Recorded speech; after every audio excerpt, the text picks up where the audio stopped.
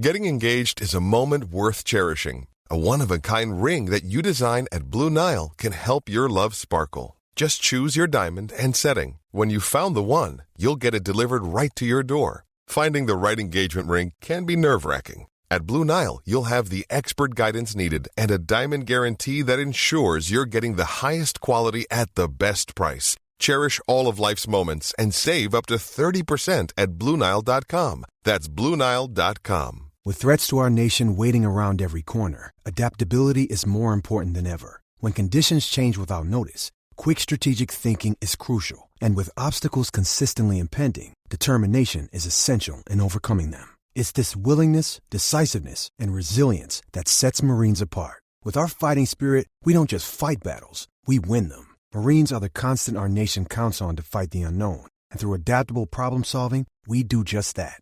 Learn more at Marines.com. Okay, round two.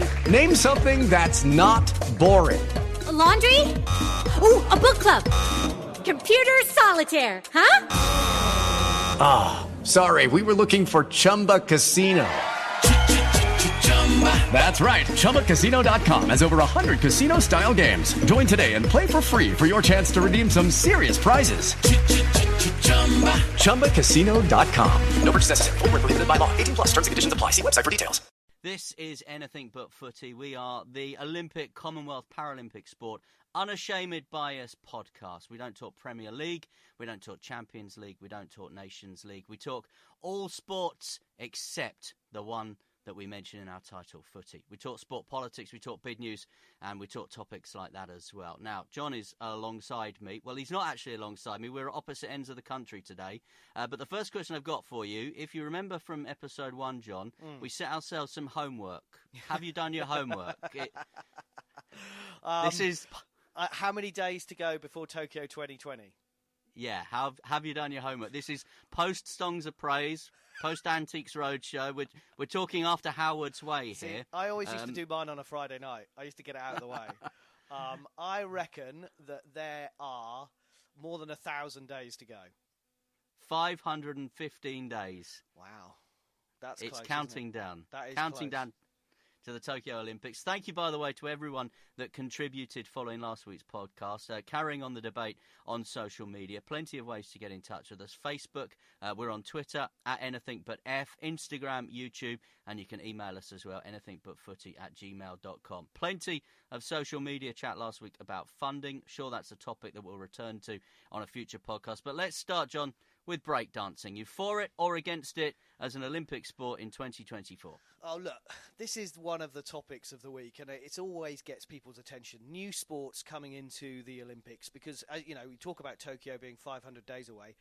Skateboarding, surfing are all going to be gold medal chances at Tokyo 2020.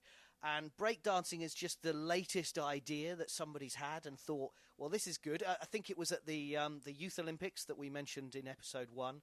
And it went down very well in Buenos Aires, where the Youth Olympics were taking place. And so you can see why, if you're the IOC or you're the Olympic Committee or you're Paris 2024 looking to stage relevant games, then you're going to try and have things that are relevant to the youngsters, because people are always going for the youngsters, even though us middle-aged people are the people that spend the money and all that. They always want the youngsters to go. So answer the question, are you for or against it? Definitely not. Definitely, it's not. It's not a sport, and that's my big issue with it. So the Olympic sport is built on: faster, stronger, higher. Well, breakdancing. I mean, it's all on the floor for starters, so it's not very high. You might be a bit strong, and you may go quick, or you may go... I just can't see it. And it's interesting, like in gymnastics, Michael, they've removed the music from the gym floor routine to make it less dancey and more sporty. Yes, they still have synchronized swimming. Yes, they have figure skating in the Winter Olympics. But, I mean, for goodness sake, I mean, your children, my children all the way around the world love swiping iPhone screens and phone screens. Come 2032, is that what we're going to be offering as an Olympic sport? I just can't see it. And one other thing on the French as well, because they also last week announced that they wanted lightsabers to become an official sport. And, I mean, come on, this is Star Wars. This is geek heaven. The French can't be that desperate to come up with events that they might actually be good at. Yes, they've won the Footy World Cup. We don't mention that. They're just not very good at other things. So the lightsaber, breakdancing, it's all just a really bad idea, in my opinion. Well, I'm all for it. I think the Olympics come on. needs to innovate. I mean, how many children, your little boy, my two girls, are they seriously waking up tomorrow morning and thinking, do you know what I want to do today? I want to do a bit of modern pentathlon. We need to engage young people in the Olympic Games. You know, I know there's, big shouts for sports like squash and snooker and karate to stay in the game, stay on the programme. But if we're going to get young people, and the Olympics in their ideal, and you've been at those opening ceremonies the same way I have, it's a call for the youth of the world to come together. And unfortunately, the youth of the world are not going to come together to take part in a lot of the sports that are on the Olympic programme, but they may come together to take part in breakdancing. Clearly, to be a breakdancer at that level, you need to be supremely fit, which I think is a good thing. It's obviously taking years of training and dedication. So when that final decision comes around in December 2020 to include breakdancing on the programme, and the World Dance Sport Federation have been behind it, I'm all for it, John. Well, I reckon the BBC will be pushing for Strictly Come Dancing to be in the Olympics. It's an interesting point, that, because there has been this discussion that breakdancing's the Trojan horse, if you like, because if the World Dance Sport Federation get breakdancing in, that means dance is in as a sport. It's a sport, not a discipline. It's the opening ceremony. It's not a sport. Does that mean it opens up for things like ballroom dancing and other forms of dance coming in the future as other disciplines? Key thing here, obviously, is it's something that can take place in an existing venue. So unlike squash or something like that, you're not having to build a new venue. It's not going to increase the number of athletes significantly because the IOC want to keep this cap on 11,000 athletes. There'll be 11,000 in Tokyo. They're trying to get it back to 10,500. I'm all for it, Percy. Breakdancing, I say to the IOC, go for it. Yeah, I'm not convinced. I'm not convinced at all. But we will see. And it brings us on to another big story of the week as well, Michael, about the power vacuum, if you like, in British sport. That you need, we're talking about the Olympics keeping their numbers tight and making sure that they run efficiently and they're not too expansive. And chief execs of sporting organisations are key members of making sure that, that the events take place, that we've been talking about having these great events here in this country since 2012, but also making sure that it's well funded. Yeah, and the big news this week, obviously, certainly from a British perspective, is Bill Sweeney leaving the British Olympic Association. He's off to head up rugby. 18 months out for an Olympic Games. Were you surprised, perhaps, by the timing of that decision? We do have current CEO vacancies at UK Sport, at UK Athletics. Also in that sport, we don't talk about the Premier League, Football Association, the English Football League. Their chief exec stood down this week. Are you surprised by Bill Sweeney's decision this week? I mean, I think it did come a bit out of the blue, but he said it was the only job he would go to. So going to the Rugby Football Union with a World Cup coming up in a few months' time, I think that's a tough way of going in because you've had the whole build up. It's been somebody else's responsibility to get England to a point where they stand a chance of getting to a World Cup semi-final, unlike when we hosted the event in England 2015, of course, which was an absolute disaster, with us crashing out of the group phase, the first hosts to ever not get out of a group phase. So I can kind of see why he would want to go into that position. And look, I mean, he's one of the good guys. I mean, our Anything But Footy podcast is not about you and I remembering our glory days of Rio, but I remember him, meeting him outside the velodrome after Sir Bradley Wiggins and the team had won the team pursuit gold medal, and he was absolutely buzzing and really enjoying being part of that Olympic buzz. And look, he got the BOA, the British Olympic Association, Team GB, as they're known to most people, on an even kilter after 2012, where the money side of it was tight, and then he oversaw the greatest ever away Olympic performance in Rio. And I just think, as you say, there's a number of positions going at the moment. British athletics looking, really ahead of the Commonwealth Games in Birmingham in 2022. They need someone in there who's going to do that. What I'd like to see, Michael, and here's a question for you, is some new names coming through to these positions, and could they be former athletes? Could they have athletics experience, and particularly some from the Black, Asian and minority ethnic community? Because absolutely, we see that coming through in athletics in the coaching side of it, but where are the administrators? Yeah, it's a really important point that you raised there, and I think the issue with some of these people that have obviously got a lot to offer their sport when they do maybe pack in, whether it's, competing as an athlete or, whether they were a hockey player or a triathlete or whatever, they do have plenty to offer their sports. But sometimes it's easier, as you know, to go and sit in the radio studio or sit in the TV studio. But it would be great, wouldn't it, to have, and, I think with British Athletics, obviously they do have people like Steve Cram working with them in an advisory capacity. Where else do they look? Where else do these big sporting bodies look? Do they look to business? Do you look to, the likes of Richard Branson or someone like that to maybe take a role on like this? I think being the chief executive of the British Olympic Association is not a role that someone could do 1-2 days a week. It's a full-time role, especially with 515 days to the Tokyo Olympics. Bill Sweeney did it tremendously, coming off the London 2012 bounce, as you say, having to get ready for another Games in very different circumstances, and just modernising the organisation as well. And they're moving in, obviously, to their new HQ with the British Paralympic Association as well. That is a smart move. And just taking that brand, if you like, of Team GB on. It's an interesting one. Let's move on to athletics, actually, because we mentioned UK athletics there. We've got this huge athletics event coming to our shores, 1st to the 3rd of March in Glasgow, European Indoor Grand Prix. We've had the World Para-Athletics, their first Grand Prix of their season in Dubai, has taken place today. Tickets on sale for the British Athletics outdoor season this week as well. If you want to get down to the British Championships, Anniversary Games, as you know, always a good event. And the Indoor Grand Prix season wrapped up as well with Shalana Ruskin-Clark going very close to taking the title. But what's been your take on Richard Kilty? We spoke a week or so ago. He wasn't going to the Europeans. He hadn't got the time. Now he's been invited. He's in. Yeah, well, we said it was a bit weird that British Athletics only picked one sprinter anyway, and we thought it was a bit strange then, and we talked about Reece Prescott, why he wasn't there, that he had the qualifying time, so did CJ Uja, but they didn't have the inclination, frankly, to go and compete at these European indoors. And I think the European Athletics have come back and said, well, actually, look, he's the defending champion. He should absolutely be there. I mean, he's won it twice from memory, and he's a world indoor champion as well. He has the experience to be able to do it and do it really well. And I'm pleased that he's in, just because, yes, we want youngsters to be coming through in this British team, this British athletics team. We talked about it last weekend. There are too many being funded, but that's a different. You're not talking about that specifically here at the moment.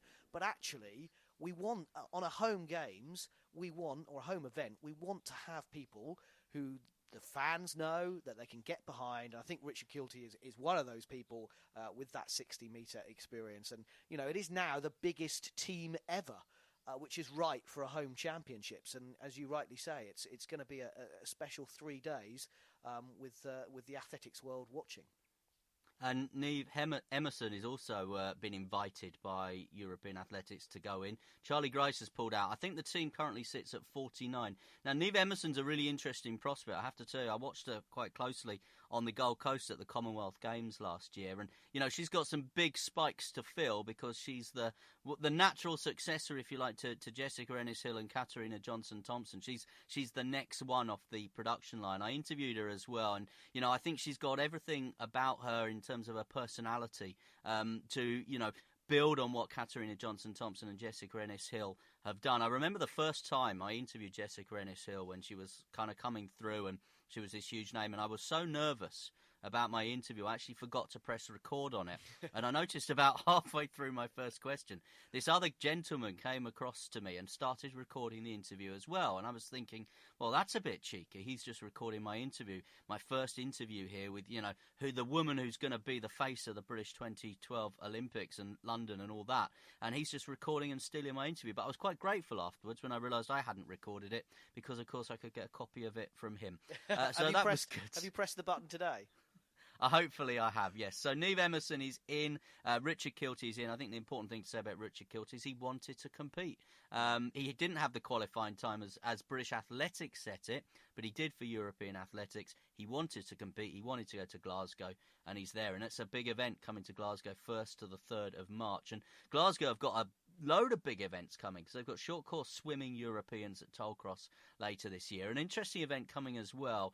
Glasgow is going to be hosting the inaugural 2023 Cycling World Championship. I think this is fantastic. What they're doing is they're going to bring the World Championships of track, road, BMX and mountain bike cycling all together. Glasgow has got, as we know, the infrastructure to host it, having done the European Championships, the Commonwealth Games. They've got experience in World Badminton, World Gymnastics as well. But that's something, with the road racing championships coming to Yorkshire later this year, the Tour de Yorkshire continuing, obviously, as well and going from strength to strength. But that is, I think, another way of a sport innovating to try and create a bit of buzz about itself. Well, it's a better idea than breakdancing, let's be perfectly honest on that. I agree with that. I mean, you're right, because the World Track Championships obviously take place this coming week, and climaxing next weekend when the European Indoors are taking place. And I know we previewed that last weekend with the team. So it's nice then that you've got, as you say, the road race and the time trials being in the same place with the BMX. It's kind of like a mini kind of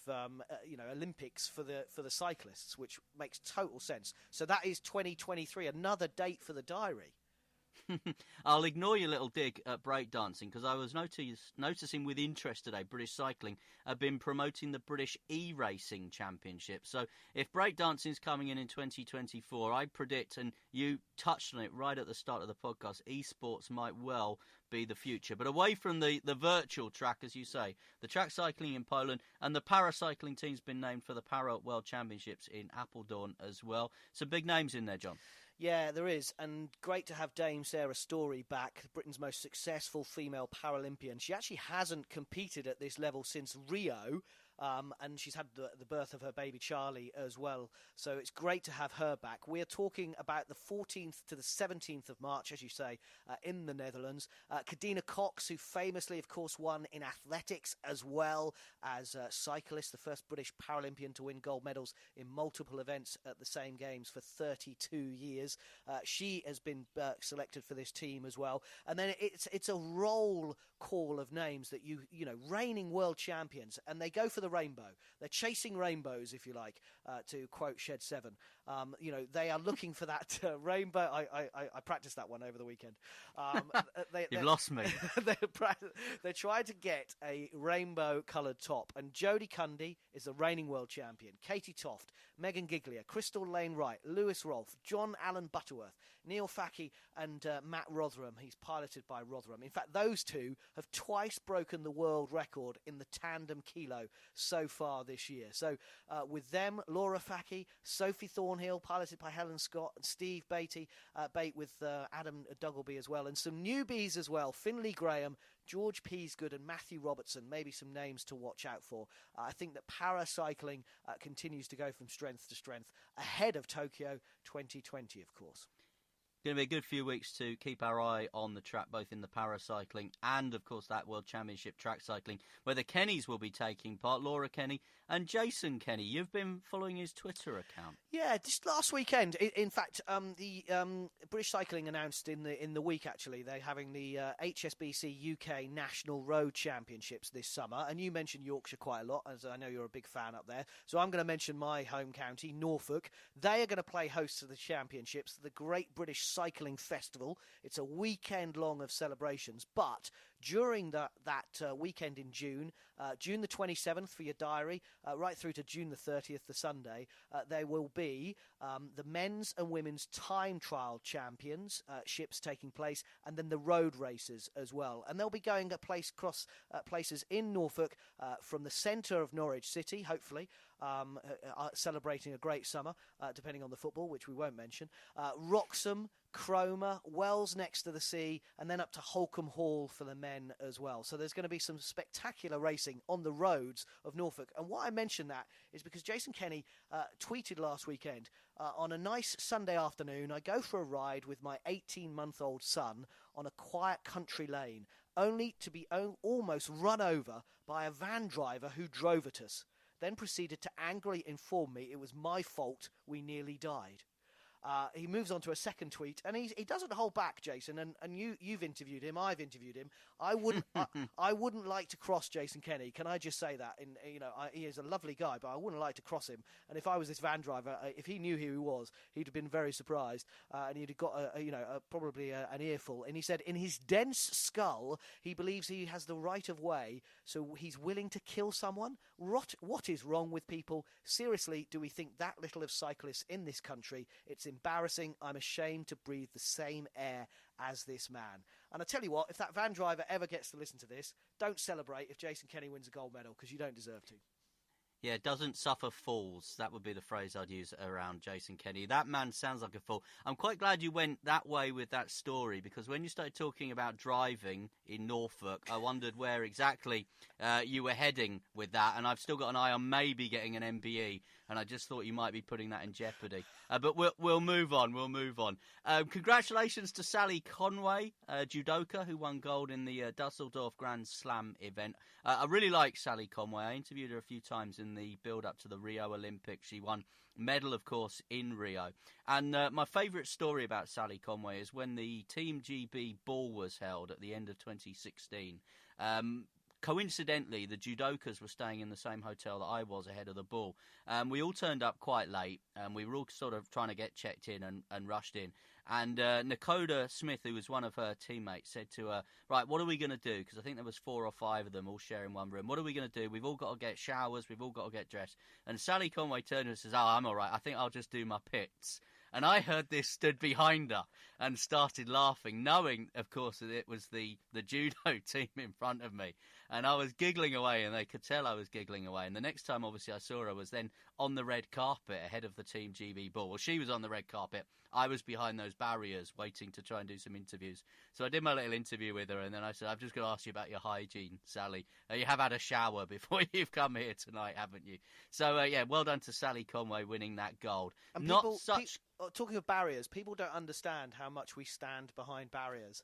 I don't think people will quite get when we say we go to the Olympics, we're not rights holders. So and different sports have different ways of treating non-rights holders, don't they? That Yes. some are welcomed in, and I think British athletics are great at the events that they cover because they want as much coverage as possible. Their sponsors want as much coverage as possible, and so you're welcomed in and you can watch the sport and then you can interview people. But during the Olympics, as you rightly say, in a lot of sports you tend to stand behind a barrier and have to watch it on TV or actually watch it on Twitter. And Sally Conway, I interviewed her literally after she won her medals over a barrier in the back of outside of the stadium, because we're not allowed to record in the stadium or in the arena that she was victorious, but I was allowed to record in what they call the kind of the mix zone. Well, not the mix zone. We're not allowed in the mix zone. We were allowed to record in the common ground, I think is something what it was. And I was over basically where they deliver things. Yes, with the crisps coming, the Pringles coming, or whatever they were in Rio, and the beer that was particularly good. But Sally over a barrier. So this is something that we often think about, and I just think people don't quite get that if you went, you must have seen everything, and it's like, well, yeah, kind of is the best description. This is going back to Bill Sweeney and Team GB and the operation, the press media communications operation that they put in place for people like us that aren't actually allowed in the venues. Congratulations to Sally Conway. Good news for her. Not such good news, though, for Niall Wilson in gymnastics. He's had to have a serious operation. Yeah, one of our Olympic heroes and Commonwealth heroes as well, out of the Gymnastic World Cup, which is taking place at the Birmingham Arena later on in March. And he's also out of the European Championships as well. He's got what he's described as an ongoing neck issue and underwent surgery earlier this week. Now, he said that it seems to have gone well, and he's trying to remain positive and resting and focusing fully on his rehab. Joe Fraser has been called up instead by British Gymnastics for that Gymnastic World Cup in Birmingham in later. But I tell you, Niall Wilson is one of those greats. Like Max Whitlock, who's massive to a lot of young people. And I go back to the breakdancing thing. Yes, you want to bring young people into the sport, but Max Whitlock and Niall Wilson have done more to bring sport, people, youngsters interested in sport than a lot of people, because they are so successful. And I take my 2.5-year-old son to the gymnastic location where Max Whitlock first trained, and they just open it up for an hour in the mornings before the main gymnasts arrive, and it's like a soft play area. And I think if you're getting kids into that, then that's a great way of getting into a real sport. But we wish Niall Wilson all the best. Also his mum and dad as well, because I met them in Glasgow. They were actually sitting in the same row when I went to watch the gymnastics, and they were so proud of Niall when he burst onto the scene in Glasgow in 2014. And he's one of the good guys. Yeah, I'm glad to hear in Glasgow at the Commonwealth Games they actually let you in the building. So we wish I Niall paid for the tickets.